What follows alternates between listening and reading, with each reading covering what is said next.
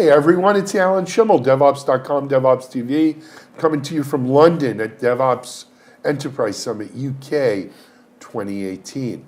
Have some friends from Electric Cloud with me here today. My far right is Wesley Pullen. Wesley, welcome. Thank you, Alan. Pleasure to have you here again. Indeed. And sitting next to me here, my right-hand man, none other than Anders Wallgren, CTO of Electric Cloud. Anders, welcome. A pleasure, as always. I feel like I just spoke to you, Anders. Yeah, it was RSA, right? I think was the last time. Well, that was a little webinar we did over at my Airbnb. That's right. That was.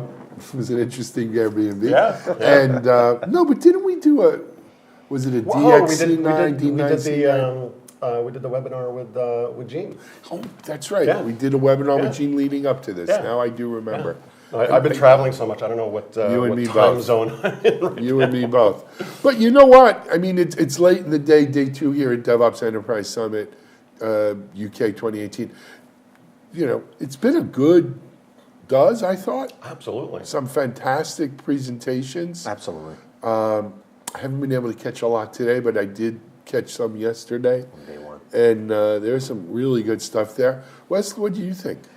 I think it's been great, to be honest with you, Alan. I think I liked Dr. Nicole's session. Yes. There's quite a few sessions that talk about the people side of what we do in tech. Mm-hmm. Oftentimes, we look at the technology, we look at process to undergird the technology, but we don't always talk about the leadership qualities that allow us to make this happen. So it was real nice to see someone kind of break down relationships, or the aspect that I say is the R that sometimes gets left out of DevOps, which is relationships. That we're in the people business. It is a people business. You know, one of the things I've tried to do this year here with my videos is hit a few reoccurring themes that are prevalent at the event this year. So one of them is leadership. One of them is business buy-in. Mm-hmm. One of them is value stream, right? Another thing we're talking about is kind of the move from projects to products and the maturation of the DevOps market. Yep, absolutely. And you know, you guys have a new release that just came out, what, a week ago, maybe two? And fun new stuff in there too. So. What's the big thing though? The big thing in there is predictive analytics, which is part of, you know, we've had the DevOps Insight functionality in Electric Flow for quite a while now, and it's been very well received. So what we released was what we called Devops Foresight, which is basically predictive analytics on top of all the data that you have in your software pipelines to help you make decisions, gauge risk, you know, those kinds of things. So it's a guided machine learning based effort to do a little bit of you know, recommendations and those kinds of things. And I think the thing that we found emerging is the patterns of behavior. When you look at Fair Isaac Company, FICO, for the United States crowd, and how it determines that me, and I have a credit history for 30 years versus one of my sons who's just getting started with his first credit card for a year, there's a tendency to understand age and depth and what's my score versus his score. So having the ability to study the patterns that emerge from developers writing code, what high-performing teams are doing, and then being able to translate that into some type of score that's based on facts and data, not based on us trying to score it on our own, is rather critical. That's what we're seeing as one of the great aspects of what we're doing here with our predictive analytics capability. So very unique. I think it's going to revolutionize how we start to really build out more, and not just have data sitting there, but actually mine the data for something meaningful. If anything, it's something that Dr. Nicole, when she was doing the State of the DevOps report, this is what we've been doing, is studying trends and patterns so that we can have a bit more predictable future of what we need to do. Oh, absolutely. You know, and the other thing about that is we look at the maturation of the DevOps market, right? And to me, I looked at this maturation across the market. And one is kind of, what's the acceptance of DevOps in the market? You don't get that, hey, what is that DevOps anyway? That's really changed in the last 18 months. We've been talking about that a lot this year, actually.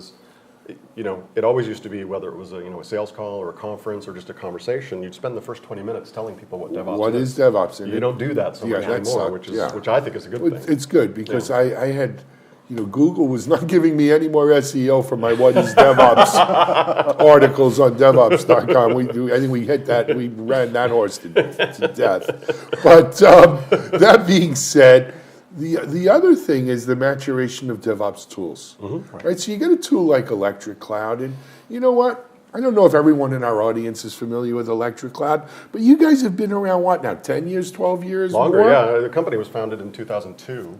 I've been there for 14 years now, so this has been, our passion You're project. damn near a lifer. I know. That's, and before that, I was at a lot of startups, usually. So, those sometimes, I hear you. we still think of ourselves as a startup, but we're sort of a Absolutely. teenage startup at this point. Yeah, and you know what?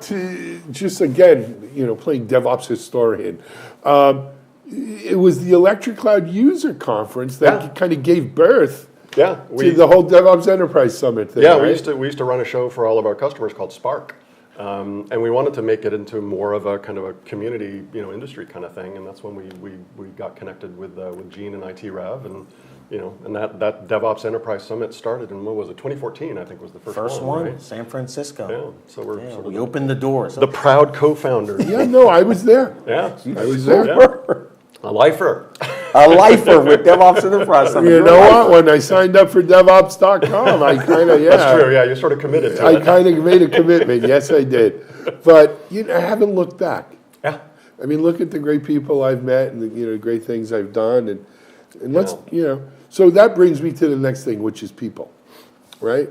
And we have this maturation of tools, an understanding of what is, at least at some rudimentary level, of what is DevOps, and now we're really starting to explore in terms of, it's always been a little kumbaya, and we're going to break down the silos, and everybody's happy, boom, boom, boom, boom. Yep. But really, what are the roles of the people and the team, the value stream team within this DevOps kind of world? I think one of my favorite things about getting to do sort of the DevOps thing is it's not just technology, it's not just code, and which I love that part too, obviously, but it's also about people and just recognizing that there's individuals and teams, and we all have to work together and get along together, and try to get better together, and that's fun. I mean, and that sort of recognizes the reality of the world, which is, you can't just fix it with technology. You just can't. No, you certainly can't just fix it with technology, that's for sure. A good example of that is, I think my fondest memory of taking what Anders said in practical usage. Anders came with me, and one of the customers we were working with, I'll keep the name out, said, we want you and Anders to come in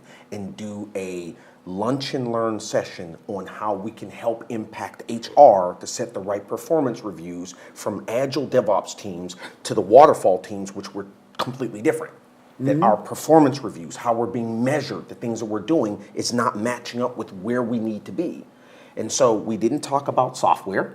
We didn't talk about technology or Electric Flow, our product, or even the DevOps Summit. We just mapped out who they are, the people, what do they want to achieve, and started to build bridges. It's almost like a value stream for HR, so that HR could understand the impact of these teams working in a different way now. Absolutely. So very, very meaningful was something Anders and I put together. And so sometimes we're just doing thought leadership and ideas around how do we get alignment between two different divisions in the company who just don't see eye to eye, but they need to. Yeah. They're still a part of the larger DevOps ecosystem. So, a thing I've learned here this past week is part and parcel with that is when we look at sort of the waterfall, and we measure waterfall, and we're geared towards waterfall, we think in terms of projects. Yeah.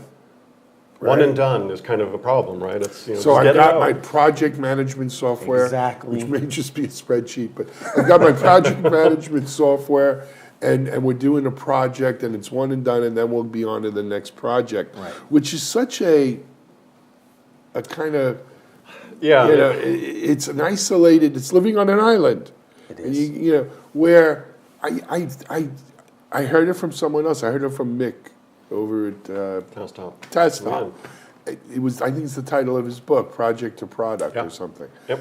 It makes so much damn sense to me, right? Instead of just thinking that one and done project, let's think horizontally across a project. Yeah. And all the teams that are involved in that, not project, excuse me, product, and all of, what goes into, and it's not just a product release. Yeah. It's a life cycle. It's Electric Cloud, right? what version are you guys up to? We're getting ready to ship 8.4. So yes, we've had a lot. There's a history here. Yeah. And it's all built on what came before it. Yeah. And so without that perspective, if you're just looking at things at a vertical slice at a time in a project manner, I don't know if it's that conducive to DevOps. Yeah, and I think it's also, I think a lot of that also comes just out of the way we used to do things, right? And part of it is, when you're getting educated, you turn in your paper, you get your grade. Right. And that's the end of it. It's not like you get to turn in paper 2.0. No. Right? Yeah, no, or, oh, no, I need some bug fixes on my paper. wish I could. Yeah. I wish I could. Yeah. But so we get into the professional world with that sort of mentality of I got to turn it in on time, and and that's the end of it. Then I get to go have a beer and we're done. Well, that's not how it works. No, right? it should, nor should it work like right. that. And then I think the other thing too, just to follow on to that is, we used to sort of optimize for the expensive resources. So that's why we have one DBA, and he sits in a carefully guarded tower, and everybody has to line up, and because we're trying to optimize for that very expensive resources time, right? Yes. But that is a project-centric view. Yeah.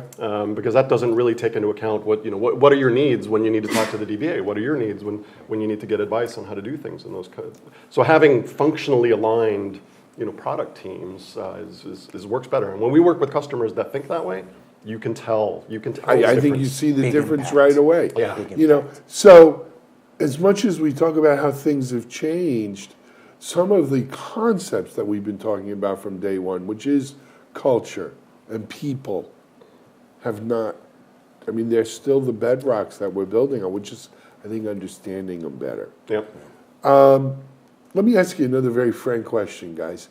So the technology across the board, not just electric cloud, is maturing.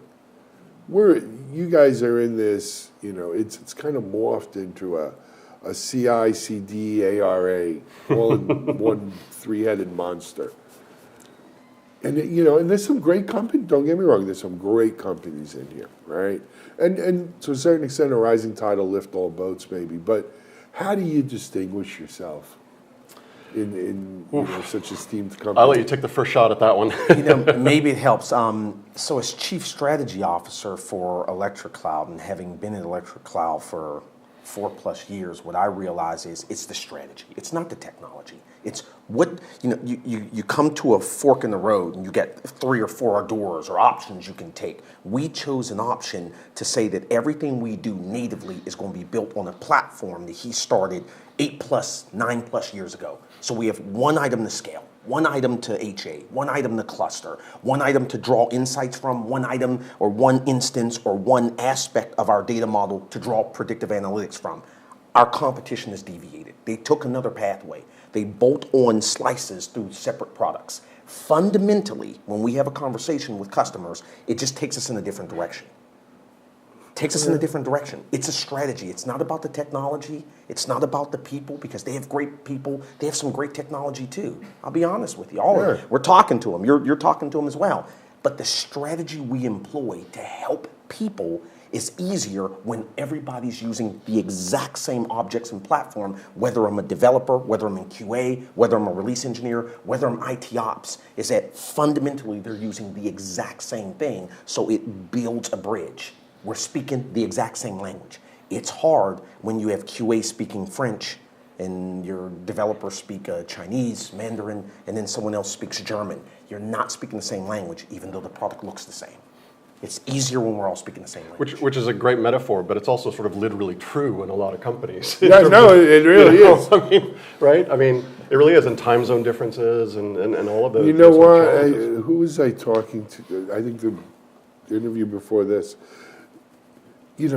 We think nothing of, we're in London right now, we're going to head over to Germany maybe, and then let's hit Asia on the way home. And that's the life we chose, right, out of The Godfather. But you go home and talk to your neighbors who maybe don't have that kind of business. They're like, what do you that do? dude's crazy, man. Travel every week. He's never home, right? And he's right at all these. Have a conversation with my cat one time, and she'll tell you everything about how she hates me. Yeah, well, but again, this is the life we choose. But this is also the world of DevOps, right? was sitting in bed last night just reflecting on day one of the Enterprise Summit. I was saying, oh, I saw my friend from, the Kiwi from New Zealand and some folks from Australia, and it was these guys from Singapore, and of course my friends in the Valley and here in the UK, and that's normal, right? Yeah. That's the IT world that we live in today. It's a very global community. And it is a community, and I think I really Absolutely. I like that aspect of it. Me too. And that's why I love these conferences, the Enterprise Summits, because it is people get to kind of take their guard down a little bit and talk about and share. Here are our challenges. Here's what worked well for us. Here's what didn't work well for us, and have that in a very and again, that is part of the maturation. Yes. And it's also an accelerant to that maturation is the sharing. Yeah. Because without it, I don't know if we get. It's funny. I mean, I think we get a nice, unique perspective on this, right? Because we get to see a lot of different situations, a lot of different organizations, a lot of different companies, and it's I don't know if it was Tolstoy who said it or but it's every happy family is the same, every unhappy family is unhappy in their own unique way. We all have the same problems. We're all suffering from the same challenges. And I don't care if you're a retailer, I don't care if you're automotive, I don't care if you're finance. When it comes to the software aspects of doing all that stuff, going through the same. it's 99.9% the same across And the we're all board. doing software. Yeah, All doing exactly. Amen. Yeah, Amen. exactly. So, Guys, we need to call it a wrap on this one. We've got a few more to do before we finish up today. But Wesley, Anders, thank you so much. It's a pleasure. Continued success. My pleasure. Always a pleasure to Yeah, see you, Anders. fun. We'll probably see you guys soon. I hope on a webinar or something. well, in Vegas for sure. Yeah, actually, I may not be in Vegas. Are you serious? So before I realized the date, I had committed to Jenkins Days Europe in Nice, France. Oh, yeah, My tough. arm. That's a tough call. Yeah, Yeah, Nice, Vegas. You can always go to Vegas. The Nice I get. Well, but it's also DevOps Enterprise Summit. But I think what I'm going to do is we'll send a couple of our editors, Charlene and some of the writers down to fill in for me. If it wasn't the same exact days. Oh, Yeah. But so we'll see. But I'll see you before then. yeah, I'm sure. Actually, I'm going to see you, I think, Thursday Yes. at DevSecOps DevSecOps Days. days. Let's not get ahead of ourselves, gentlemen. Anders Wallgren, Wesley Pullen, Electric Cloud here at DevOps Enterprise Summit, London, UK 2018. It's Alan Schimmel for DevOps.com, DevOps TV. Have a great day.